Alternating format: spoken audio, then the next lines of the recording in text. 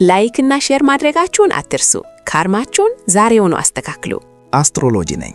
ዛሬ የምንገኘው እጅግ ወሳኝና ጥልቅ በሆነው የምርምር ጉዞአችን ላይ ነው።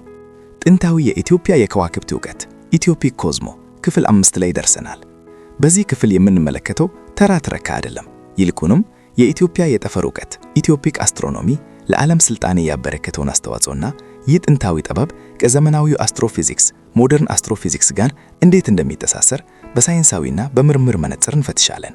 ይህ ማስተር ክላስ ነው። ልባችሁን ሰፋ አድርጋችሁ አይምሮአችሁን አዘጋጅታችሁ ተከታተሉ። ብዙ ጊዜ ስልጣኔ የጀመረው ከምዕራቡ ዓለም ነው የሚል የተሳሳተ ትረካ ይሰማል። ነገር ግን የከዋክብት ጥናት የጊዜ ቀመርና የጠፈር እንቅስቃሴ ስሌት ምንጭ ኢትዮጵያ መሆኗን የድንጋይ ላይ ጽሑፎችና የብራና መጻሕፍት ይመሰክራሉ። እስቲ ይህንን በድልቀት እንመርምር። መጀመሪያ የሄኖክ ፊዚክስና የኳንተም ሜካኒክስ ኢኖኪያን ፊዚክስ ቨርሰስ ኳንተም ሜካኒክስ። የኢትዮጵያ ኦርቶዶክስ ተዋሕዶ ቤተክርስቲያን ጠብቃ ያቆየችው መጽሐፈ ሄኖክ ቡክ ኦፍ ሄኖክ በዘመናዊው ዓለም እንደ ሃይማኖታዊ መጽሐፍ ብቻ ይታያል።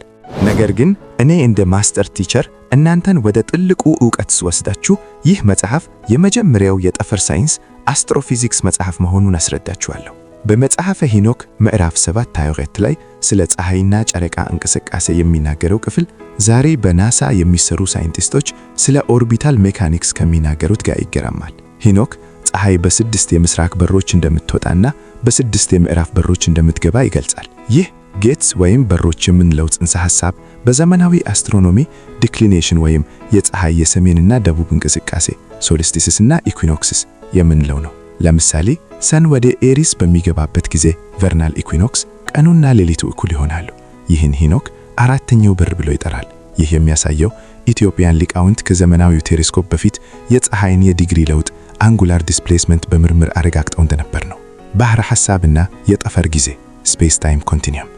የኢትዮጵያ የዘመን አቆጣጠር ካሌንደር ሲስተም ዝም ብሎ ቀናትን የመቁጠር ጉዳይ አይደለም። ባህረ ሐሳብ የምንለው ዕውቀት የፕላኔቶችን እንቅስቃሴ ከሂሳብ ቀመር ጋር ያዋሃደ እጅግ ረቀቅ ያለ አልጎሪዝም ነው። ዘመናዊው ሳይንስ ታይም ኢዝ ሪሌቲቭ ጊዜ አንጻራዊ ነው ብሎ የደረሰበት በአልበርት አይንስታይን ዘመን ነው።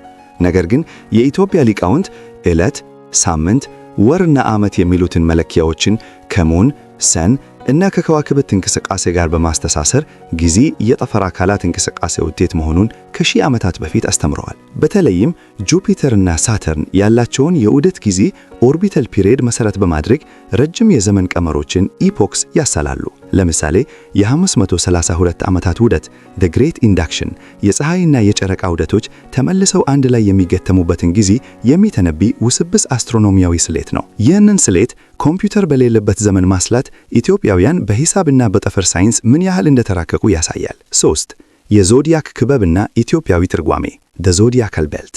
ምዕራባውያን ዞዲያክ ብለው የሚጠሩት ኢትዮጵያውያን ማዛሮት ወይም የከዋክብት መኖሪያ ብለው የጠሩት ነው። እዚህ ላይ አንድ ትልቅ ምስጢር ልንገራችሁ። የጥንት ኢትዮጵያውያን አሁን የምንጠቀምባቸውን የትሮፒካል ዞዲያክ ምልክቶች ጠንቅቀው ያውቁ ነበር። ነገር ግን ትርጓሜያቸው ከግብርና ከወቅቶችና ከመንፈሳዊነት ጋር የተያያዘ ነበር። ቶረስ የበሬ በኢትዮጵያ የግብርና ታሪክ ውስጥ በሬ የመሬትና የልማት ምልክት ነው።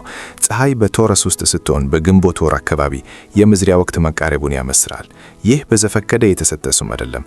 ከከዋክብቱ አቀማመጥ ኮንስቴሌሽን ሼፕ ጋር የተያያዘ ሳይንሳዊ ምልክታ ነው።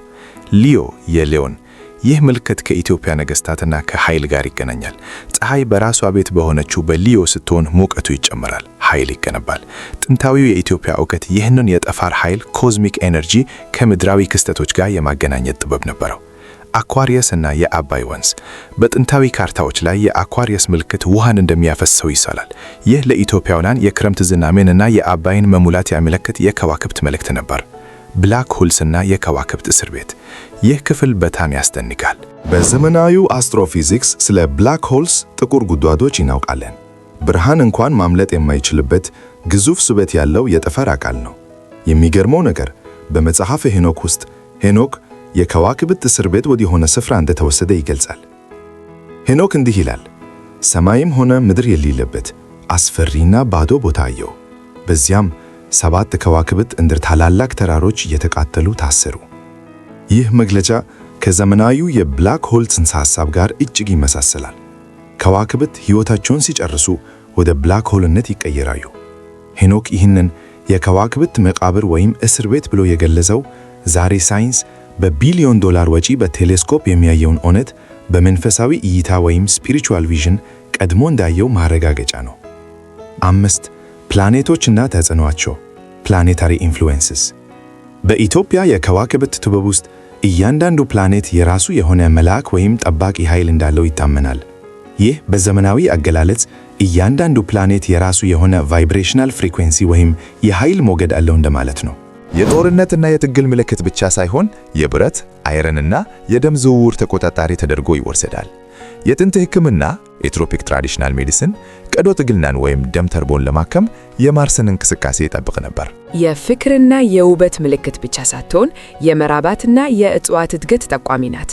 ገበሬዎች የቪነስ የንጋት ኮከብ አቀማመጥ አይተው የአየር ሁኔታን ይተነብዩ ነበር። የእውቀትና የጥበብ ኮከብ ጸሐፍትና ሊቃውንት ስራቸውን ሲጀምሩ የመርኩሪ ፍጥነትና ግልጽነት እንደ ምሳሌ ይጠቀሙ ነበር። ማጠቃለያ፣ የጠፋው ቁልፍ the last key።